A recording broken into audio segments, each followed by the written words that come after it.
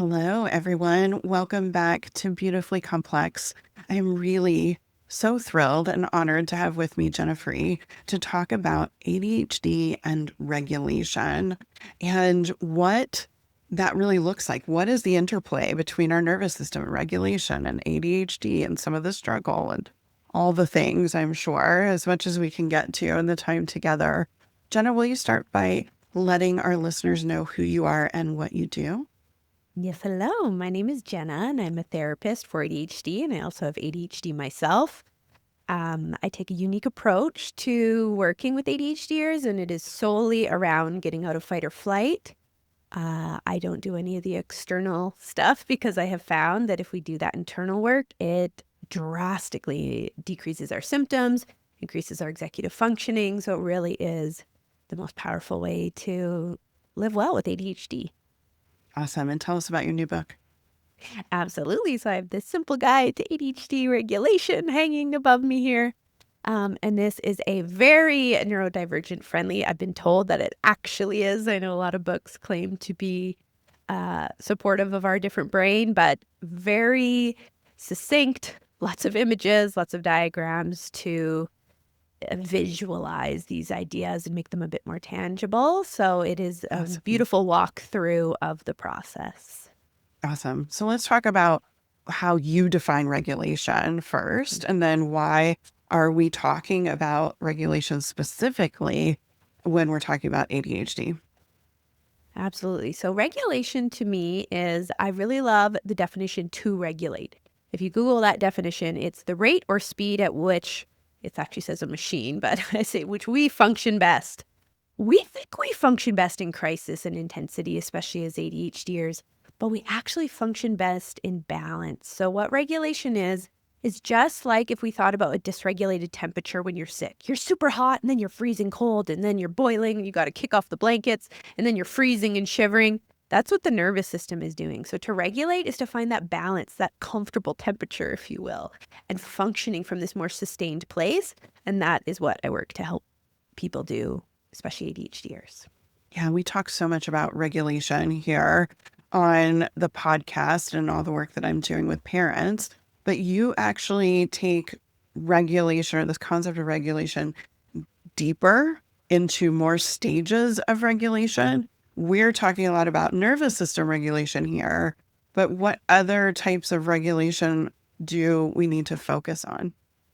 Absolutely. So I do think I also skipped over your question of like why regulation for Mm, ADHDers. So I will return to that. And that is okay. if you have an ADHD brain, I can, and this is what I've seen, this is anecdotal, but I've worked with over 1,000 ADHDers in depth, and I have not met one who is not in fight or flight. So my theory is just being a neurodivergent person in a neurotypical world has given us enough of these little friction points of like, oh, I'm not quite fitting in. I'm not quite the same. I'm late. I forgot something. Just these little points of friction. Doesn't have to be huge trauma. I never identified with that, but just enough that it's put our nervous system on the defense. If you look at fight or flight symptoms and you look at ADHD symptoms, that list is almost the same. So what we're doing is compounding our struggle. I already have an Mhm. ADHD brain. Now I'm going to put that ADHD brain in fight or flight mode. We're struggling way more than we need to. So once we get that brain out of fight or flight, then you're just dealing with ADHD, which personally, and my clients have also said, is like, oh, okay, this is manageable. Yeah. I can do this now. It was the double symptomology that is really debilitating. So if someone is, whether it's a child with ADHD or ADHD in adulthood, if we are like, this is impacting everything, we're probably also dealing with the fight or flight symptoms mixed in. And we know that when our nervous system gets dysregulated, we go into fight or flight, the access to our cognitive functioning dims. And that's what is already a struggle so often with ADHD, those executive functions, right? Do you want to Yeah. talk a little bit more about what that looks like for folks? And then we can jump into how we sort of move through it. Right? The fight, flight, freeze, fawn specifically. So fight is going to look like irritability, emotional dysregulation. So I'm really sensitive really quickly, impatience, rushing, frantic energy. That's all that kind of aggressive fight, defensiveness. Flight, we have avoidance, procrastination, not doing the thing we know we want to do. Freeze, paralysis. I have seen, maybe it's slightly controversial, I have seen that is a symptom I do not believe is inherent to ADHD. I think that the freeze is just the fight or flight. I myself have not been in paralysis for 2 years after swimming in it for decades. And then the fawn. We have the people pleasing, the masking, put everyone's needs before our own, unwilling to have uncomfortable conversations because all of that's dysregulation, rejection sensitivity. So all of those things, I do recommend, especially if people are kind of into this work, to start seeing all of that as dysregulation. Put the ADHD aside for now. Assume we're dealing with dysregulation and let's work on it from there. Then we do the regulation work and you see what you're left with, which is going to be a lot less. Yeah. So tell us about that regulation work. What does that look like? Absolutely. Yeah. So we have the nervous system piece. That is something that everyone's probably heard of, but I do approach it in a bit of a different way. So a lot of regulation work, nervous system focused, is going to be task-based, I call it. So something you could check off your to-do list. Oh, I did my meditation. I did my yoga. I did my breathing exercises. Check. Whereas I take more of an in-the-moment approach of let's get really good at feeling what it's like to be dysregulated. We've probably normalized that at this point. Like, that's just how it feels to live. So we got to get that introspection back up of like, oh, I actually notice when my muscles are tense, when my heart is racing, when my stomach is in knots, when I'm holding my breath, when I'm physically rushing around, and when I'm frozen. I can see it, I notice it, and I go, oh, I'm dysregulated. So that awareness is key first. I just need to feel myself going through my life and knowing what dysregulation feels like. Then the second piece is more in the moment regulation work of when I do notice it, can I interrupt it? Consistently over time, which is difficult. When we're dysregulated, we want fast, we want quick, we don't have time for this. But that's part of like what I coach people to do, is to come at regulation work in a regulated way, which is, hey, slow and steady wins the race. Time's going to pass anyways. So why don't we do something that's going to make it better in the long run? And so that would look like a really tangible one that everyone can start with is when I'm physically rushing, can I interrupt that and slow down? Because when I'm running to the car, for example, even if you're late, I don't care your reason. If I'm running to the car, oh no, I'm late for that appointment because I know we've all been there. Oh, I'm dysregulated. And I walk. And then I still catch myself and have to do that. But what that's doing is saying, hey, nervous system, because we can't talk to it, we can only show it. Look, you are not, in fact, being chased by a bear. You are safe. It is okay to slow down. But all we want to do is just notice that as much as we can and interrupt it as much as you can. And it will become more of a reflex where at this point when I'm rushing, I feel it so hard, so fast that I like instinctively slow down. But that takes time, obviously, to build that muscle memory. Yeah, exactly. It takes a lot of practice and a lot of time. I get that question a lot. You know, if you're able to turn your mindset or you're able to use a strategy when you're starting to get, like for me, anxious, why can you do it so easily and I can't? Well, because I've been practicing time, right? And it's worth the time. Like I say, I think that line kind of hits sometimes. Like in a year is going to have passed. So you could either still be dysregulated and struggling, or things can be a lot better. Mm-hmm. There's really no rush even to get to a regulated place, which is regulating in and of itself. Yeah. Yeah. How do we build the awareness? Can we backtrack just a little bit and talk about that? Because I think it can be a struggle for a lot of people, especially we're not taught really to do that as kids. So how do we transition from just kind of going through the flow and being sort of chronically dysregulated to really noticing how our body is feeling and what it's telling us? I try with all my clients, I work mostly in groups, and I try to tell them to choose one or two kind of red flags that are going to be the thing you look out for this week. So if it can be as specific as possible, like, oh, I'm going to look out for this week when my shoulders are up around my ears, because I know I have really bad trap TMJ stuff, and that's myself included. So I'm going to notice when my muscles are tense, and I'm going to notice when I'm rushing. Those are the two things I'm going to look out for this week. You're not going to notice it all the time, but if you can have a visual reminder, one Post-it note, not 10,000, that says like, high shoulders, rushing, something that like cues you to go, oh yeah, let me check in with myself. This is just how we are getting the awareness up to the surface because it's been quite subconscious. We're getting it back to the conscious mind. And if you make it as specific as possible, it's much easier than to go, notice when you're dysregulated. Well, what does that mean?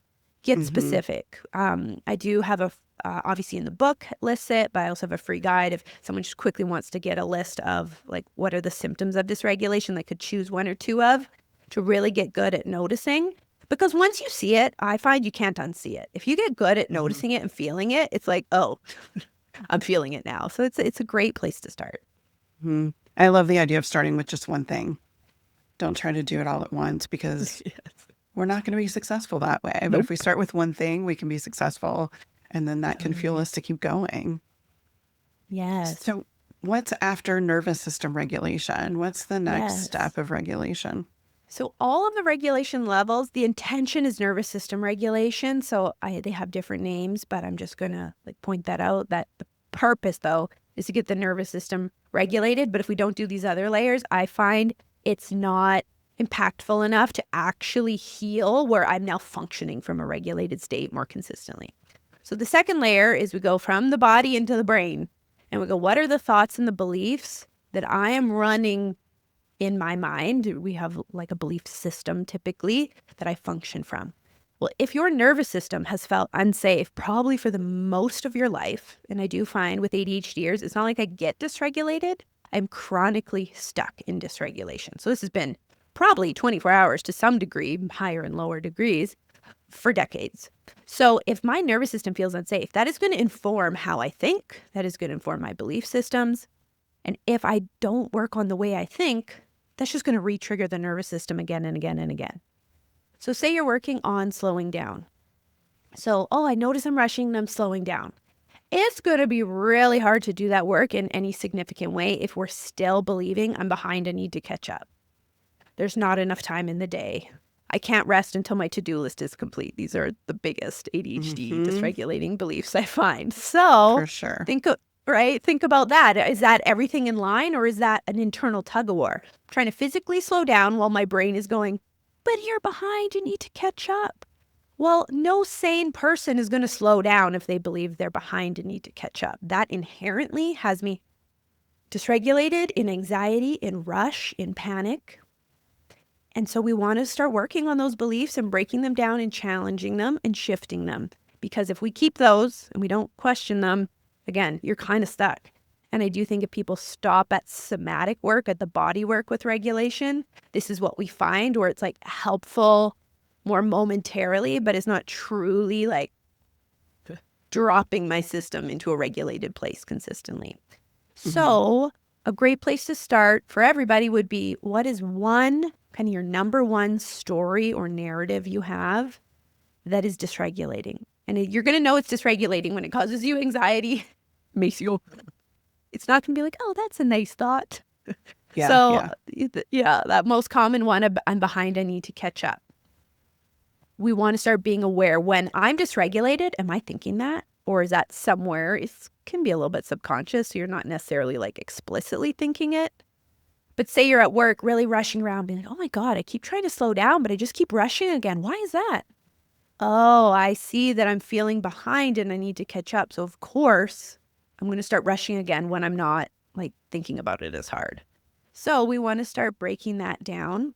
And a good way to start doing that is to look at what is the outcome of holding that belief. Because a lot of people right now might be thinking, but it's true. I'm behind and I do need to catch up. Okay, but what is the reality of what happens, what plays out when you believe that? For me, just to give people an illustration, and they might find their own illustration, is I would go, oh, I'm behind, I need to catch up. There's so much to do. It would put me in overwhelm and it would tip me over into paralysis and I would watch TV all day.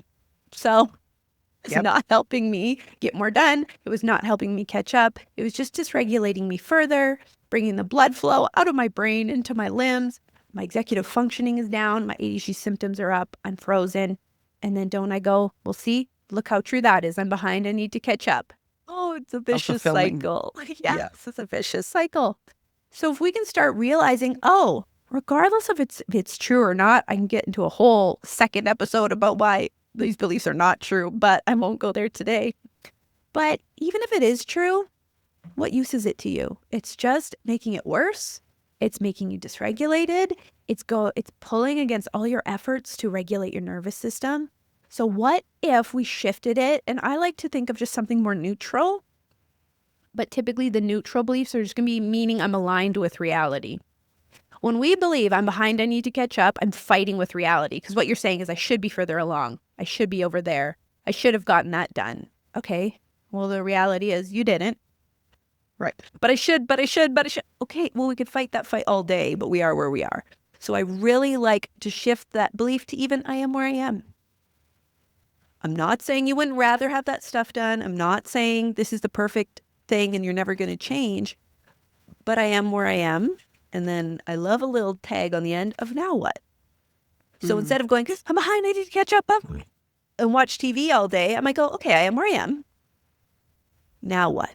Well, I'm going to get started on the laundry. It's just like so much softer. It lands us back in reality. I've got my feet on the ground and I can take a step in the direction I want to go. And that's really what regulation is about, is calming it all down, being here and taking that next step. And it's amazing when you retrain the system to just live in that place. You're just like doing the next thing almost all the time in a really gentle and fun way. Yeah, it's really taking the blame and shame out of a lot of it, which is so, I think, inherent with ADHD, at least starting out with it. Yeah. Do you have to also believe that this work can make a difference? Like, I remember when I went on this journey about a decade ago to stop having a victim mentality, really work on my own thoughts and beliefs. But my whole life before that, I had believed that what I thought didn't really hold power. So I first had to work on the belief that this could actually be helpful. Do you find that for this as well? It's huge. That's huge, which is why the beginning of this work, even like in my groups, the whole first session is about buy-in. Like you have to buy in that this is possible or you're not going to get anywhere. If you believe it won't work, it won't. If you believe it will, it will. Because brains are really smart. If I don't believe this is going to work, why would I put any energy into it? I wouldn't. I'm not dumb. Yeah. But if I believe, hey, you know what? I can have, and this is truly my belief, I believe ADHDers can do anything they want to do. I believe we can pursue anything we want to pursue. We just got to get out of fight or flight. So if I believe, hey, I can do what I want in life. I can have a good life. I don't need to be in survival mode. I don't need to just be keeping my head above water. I can vision it. You might not know how you're going to get there, especially if you haven't done this work yet. But okay, I believe this is going to really help. It will. You're good because you're going to keep at it until you get there. And that's exactly how I came across this approach, was starting my journey like in a very drowning place of like, I'm barely keeping my head above water. And that's why I got my diagnosis at 32, because I knew something was up. But it was pretty quick turnaround of like, this sucks, life's so hard. And then I was like, okay, what am I not happy with? I'm not happy being paralyzed on the couch all day. I'm not happy being unhappy. I felt like I was just living to get everything over with so I could go lay down. Like, I don't want this kind of life. I want to be present. I want to be happy. I want to live a good life. I want to do the things I want to do. Okay, how am I going to figure that out? And that is the only thing that I think allowed me to get to this place. Because had I been, like you said, if I believed, which a lot of ADHD content tells us, isn't it so hard? This is just how it is. All you can do is cope. Best of luck to you. That's the message I get. And if you believe that, like these symptoms are inevitable, there's nothing I can heal, I can only cope, that's all we'll ever get. Yeah. Yeah. So many self-fulfilling prophecies, really. Oh, yes. Our minds and our bodies, our nervous systems are so incredible in that way, to really protect us, but also to let us feel more calm and settled and free as well. What is the third step then of regulation? We've worked on the thinking and the beliefs. What's that last piece? Yeah, the last is behavior. And that is very specific dysregulated behavior, not just like force yourself to do things differently. So we're going to see dysregulation in our behavior in the extremes. So all or nothing thinking is a big part of that. And perfectionism. So I'm either cleaning the whole house top to bottom, or I'm not even going to pick the towel up off the floor. I'm either going to do that whole work project and wait till I have a whole day to hammer it out, or I'm not even going to start. And this is how we live. This is like all or nothing. I do it perfectly or I don't bother. I do it all or I do none. Oh my gosh, that is so dysregulating because you're swinging from extremes. It's exhausting. And again, it is not at the rate or speed at which you function best. You are going to function best in more sustainable, gentle flow. So that's going to be like doing a little bit at a time, doing a part of it without doing all of it. This retraining the brain to be flexible. And the reason why we're in all or nothing thinking is not an inherent ADHD trait. Again, it is fight or flight, because when you're in survival mode, makes a lot of sense. Your brain on purpose sees things in black and white. Because if you're in the forest, not sure of your own survival, you need to know like safe, unsafe. I need judgment. I need quick judgment. And I need harsh judgments. I have no time for nuance. And going, oh, is this a safe cave? Let me ponder all the nuance about it. No. Anything that seems unsafe, I'm going to mark it unsafe, bad, good, bad. That we get stuck in that when it's obviously not useful because we are not in imminent life-threatening danger. I'm trying to like clean my house. So what we want to do is retrain the brain, and it's purposeful work, meaning I'm doing it on purpose, but we can absolutely retrain the brain to function more in the middle. So instead of A or Z being the only options you ever have, I now have access to all the letters of the alphabet. Maybe I'll just do a tiny bit today. Maybe I'll do a big chunk. Maybe I'll, do a couple of the chores I have instead of getting the whole list done, but at least I can do what I can do. When you become this flexible person that can just do what you can do in the time you have, oh my gosh, you really get into a nice cadence of life. And this is my sound for regulation. Do, do, do, do, do. This is the energy we want of day-to-day life. And if we're in all or nothing, it is not that. It's like, urge, do nothing, or go 100 miles a minute and flinging around. So that is the last piece, is can I work on doing things differently in a more balanced, sustainable way? Can I align my thoughts and beliefs with reality, have them more grounded, more rooted in what is, release the guilt and shame and judgment out of it, because that is all signs of dysregulation, negative self-talk.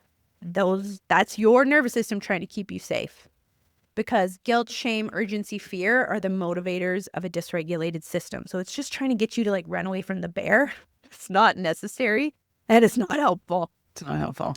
Yeah. And then of course, all coming back to the point, which is to get that nervous system to more sustainably and concretely land in a regulated place. You can live there. I do think a lot of regulation work is also a bit like whack-a-mole. Like, oh, can I just get out of those most extreme dysregulating moments and help me in the moment, versus actual healing. And like, let's not function from a baseline of dysregulation. Let's function from a baseline of regulation, but I'll get dysregulated. Of course, we're human beings. I get dysregulated, but it takes a lot more to dysregulate me than it used to. And I have the tools to like come back to my baseline when I can.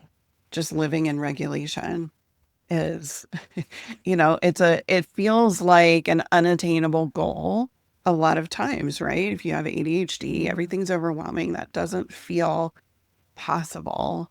And so I love that you're adding that layer of thoughts and beliefs, because it makes all the difference. If you don't believe you could be regulated, you're not going to get regulated. It's not going to be possible. But you can like change things to be sustainable so that you live in that space more often than not. As you were talking about that third step of behavior, I was thinking about something that we do a lot with parents, which is to celebrate the tiniest bits of progress. Like if we're trying to build a snowman, we're going to celebrate one snowflake and then putting one snowflake with two snowflakes, right? I love that. Starting to build that snowball. And when you were talking about like, no, I can't do it all, but I could do something. Well, celebrate that you did something, right? Like shifting your thinking around that to every little thing that I do is progress, instead of, well, I did this, but I didn't do it all, Yeah. And we think that's cheesy or like, whatever. Like, it doesn't matter. But it's not about like feeling good. It is about, I mean, it is. That's not the Yeah. point of it. The point of that positive reinforcement is to regulate myself. If you are finally going towards the thing you want to do, so say you haven't done, your taxes are overdue and you have not even looked at it in 6 months, and you open the software and find one receipt, you have finally, your beautiful nervous system has finally gone up to the thing that felt dangerous and you did it. And you're going to go, bad, you didn't do enough. What the hell? Why would I go up to it again? No freaking way. I'm not stupid. I did all that work of finally doing the thing that I want to do, and I get in trouble from myself. Like, this is a conversation Yeah. between us and ourselves. We have control. So instead, anytime you head towards something you want to do more, we want to go, awesome, doesn't that feel good? Because the nervous system is going to want to do things that feel good. It is not going to want to do things that you beat yourself up about, you have guilt and shame about. And I see that constantly, especially with something, say you have a small task. You have not been doing it for 3 months. You finally do it. It takes 15 minutes. And all we do is beat ourselves up about not having done it sooner. It's like, you finally did it after 3 months and now you're getting yourself in trouble. Why? It's going to take 4 months now next time. Versus, oh my gosh, I did it after all that time. Look, I did it and it didn't even take long. Isn't that cool? Now it might take you 2 months next time instead of getting worse and worse and worse. So Yeah. it's really logical about why we want positive reinforcement. It's not just because it's like nicer to ourselves. And it's cues of safety for our nervous system. When we have a Exactly. positive thought about it, it's a cue of safety. If we have a negative Exactly. thought So about then it, it's wanna threat, come right?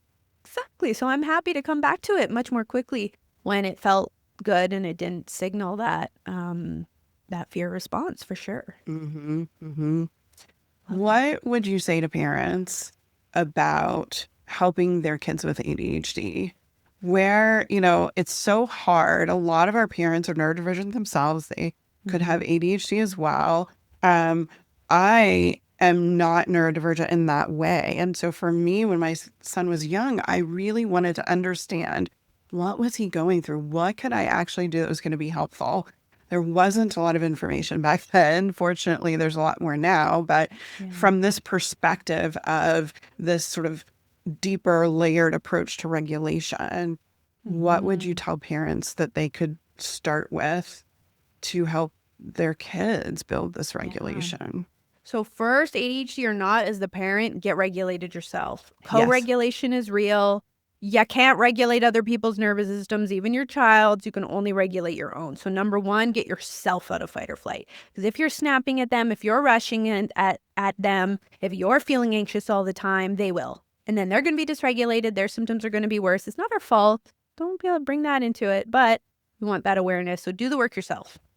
Secondly, how can I support my child to be more regulated, even though I can't control their nervous system? One would be really see, how can I reduce rushing them? Because I get it. They're dilly-dalliers. They get distracted. They're not on task. What I have found with my kids, I have 2 boys, 6 and 7 years old. Not sure if there's neurodivergence there yet. I do assume one of them is this, but we'll see. And I get it. In the morning, it's like, let's go, let's go, let's go. So one, I do say, okay, let's go get our boots and jackets on sooner than I think I need to. So I can let it take some time.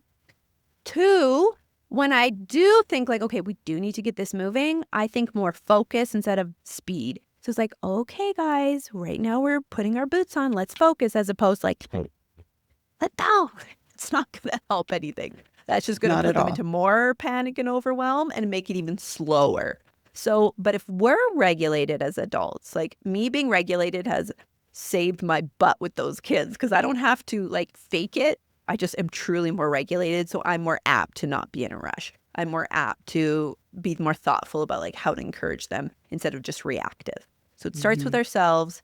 Then it can be, how can I reduce overwhelm for them? How can I reduce rushing for them so their system feels safe to just do through the world? And that's not going to solve everything, but it will really support them from falling into this constant dysregulated state, at least reducing the intensity of it. I do think just being a neurodivergent person, they're going to go out into the world and they're going to be different. So they might still be dysregulated, but if at home it doesn't trigger it more, I think that's a great, great step.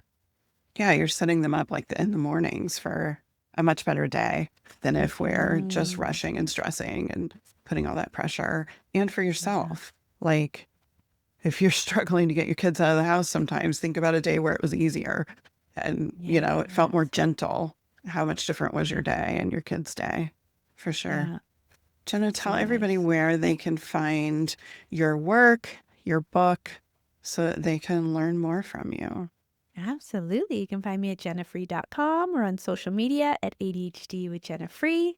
I also have a podcast, ADHD with Jenna Free. So you can really just search that name up and you'll find all sorts of resources. And of course, the book is available wherever books are sold. And I will link everything up for everyone in the show notes, which are at parentingadhdandautism.com. Thank you, Jenna. You're so much Thank you so fun to talk much. to. You make it easy to think about the hard stuff. And I really appreciate that and all the work that you're doing to help Thank you so much for having ADHDers. me. I will see everybody next time. Take good care.